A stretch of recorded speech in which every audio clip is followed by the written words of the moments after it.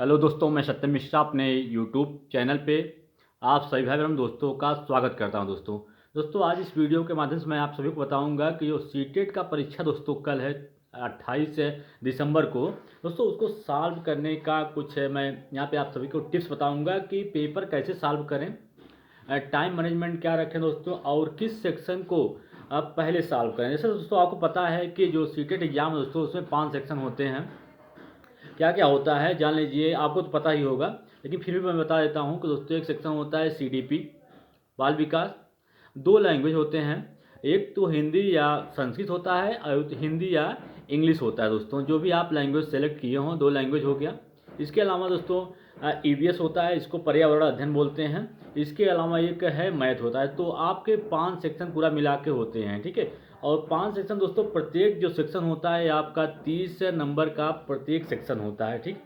और उसको आपको बता दें कि अगर प्रत्येक सेक्शन में आप 20 नंबर गेन नहीं कर पाते हैं दोस्तों, तो अगर किसी भी सेक्शन में आपका 18 या ऐसा अगर आपका सेक्शन जा रहा है कि 18, 19, 17 इस टाइप अगर आप नंबर पा रहे हैं तो आप दोस्तों फेल हो जाएंगे, ठीक है। तो टाइम मैनेजमेंट का भी ध्यान रखना है कि आपको कम समय है दोस्तों। कम समय क्या है कि मतलब 1.5 घंटा नहीं दोस्तों, 1:50 कह सकते हैं कि 150 मिनट मतलब 2.5 घंटे का पेपर है दोस्तों। उसमें आपको 150 क्वेश्चन टोटल है दोस्तों, जिसमें से आपको 100% 100+ क्वेश्चन आपको अटेम्प्ट करना है, ठीक है। तो उसके लिए टाइम मैनेजमेंट क्या होना चाहिए, किस सेक्शन को हम पहले सॉल्व करें कि टाइम हमारा बच जाए दोस्तों। तो आपको मैं बताऊंगा कि सबसे पहले वो सेक्शन आप सॉल्व करने की कोशिश किए करें दोस्तों जिसकी तैयारी आपकी बेहतरीन हो दोस्तों। जैसे आपका सीडीपी अगर अच्छा है तो आप पहले सीडीपी सॉल्व कर लीजिए।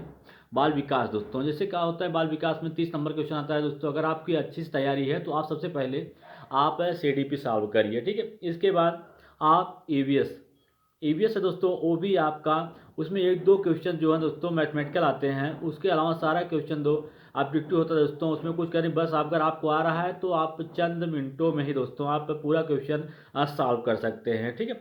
इसके बाद दोस्तों आपको क्या करना है, आपको लैंग्वेज पकड़ना है। लैंग्वेज फर्स्ट, अब सबसे पहले आप हिंदी लैंग्वेज पकड़िए दोस्तों और हिंदी को सॉल्व करिए। कभी कभी ऐसा हो जाता है दोस्तों कि जो हिंदी में दोस्तों जो आपका गद्यांश पूछ लेता है उसी का दोस्तों संस्कृत में भी वही गद्यांश आपका आ जाता है। तो आपके लिए गोल्डन चांस होता है। अगर ऐसा हो जाता है तो बहुत ही अच्छी बात है। उस चीज़ को आप थोड़ा ध्यान दीजिएगा कि कभी कभी जो गद्यांश आपके हिंदी में रहता है वही आपके संस्कृत में भी आ जाता है। तो उससे रिलेटेड जो क्वेश्चन आते हैं उनको सॉल्व करना बहुत ही आसान हो जाता है, ठीक है।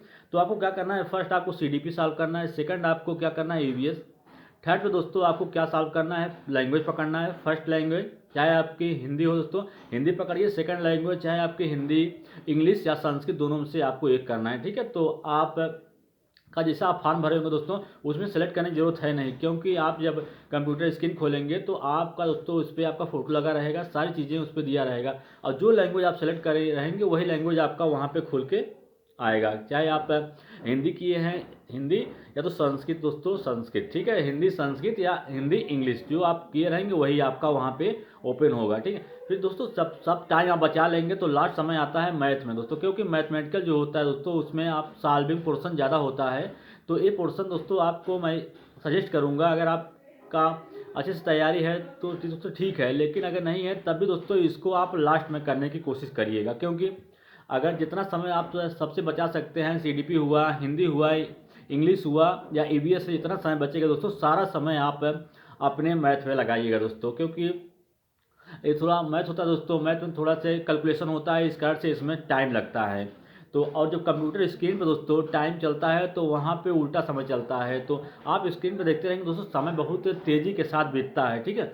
तो आपको इन सब चीज़ों का ध्यान रखना है दोस्तों, ताकि आपको समय मैनेजमेंट करके चलना है दोस्तों। जितना समय आप बचाएंगे चारों में उतना आप मैथ पे लगाइएगा, तभी आप उसको भी सॉल्व कर पाएंगे। नहीं दोस्तों समय बीत जाता है, लोग कहते हैं दोस्तों सर मेरा सीटे मैथ का ही पोर्शन छूट गया। तो क्यों छूट जाता है भाई, क्योंकि आप टाइम मैनेजमेंट का ध्यान नहीं देते हैं। तो टाइम मैनेजमेंट का आपको ध्यान देना है और सबको से जो थोड़ा थोड़ा समय बचेगा सबको लगा के आपको मैथ का जो पोर्शन है उसको आपको सॉल्व करना है। ईवीएस में दोस्तों क्या है, आपका एक डायरेक्शन से क्वेश्चन पूछ लेता है, जो थोड़ा मैथमेटिकल होता है दोस्तों। एक आपके वाद से क्वेश्चन पूछता है, वो भी थोड़ा सा मैथमेटिकल होता है, मतलब थोड़ा सा समय उसमें लगेगा, थोड़ा ज़्यादा ईवीएस वाले पोर्शन में। लेकिन जो सबसे ज़्यादा समय लगता है वो आपके मैथमेटिक्स में लगता है दोस्तों। तो इस चीज़ का आपको ध्यान रखना है। तो मैथ को सबसे पहले तो बिल्कुल ही नहीं करना है। अगर आप मैथ वाले सेक्शन को सबसे पहले अगर टच कर देते हैं तो समझ लीजिए कि आपका फेल होना तय है। ठीक है, इस चीज़ का दोस्तों आपको ध्यान रखना है। इसी तरीके से अन्य जानकारी के लिए आप मेरे चैनल से जुड़े रहिए, ताकि आपको जो भी एग्जाम संबंधी जानकारी हो या सूचना दोस्तों, आपको सबसे पहले और सटीक जानकारी मिलती रहे।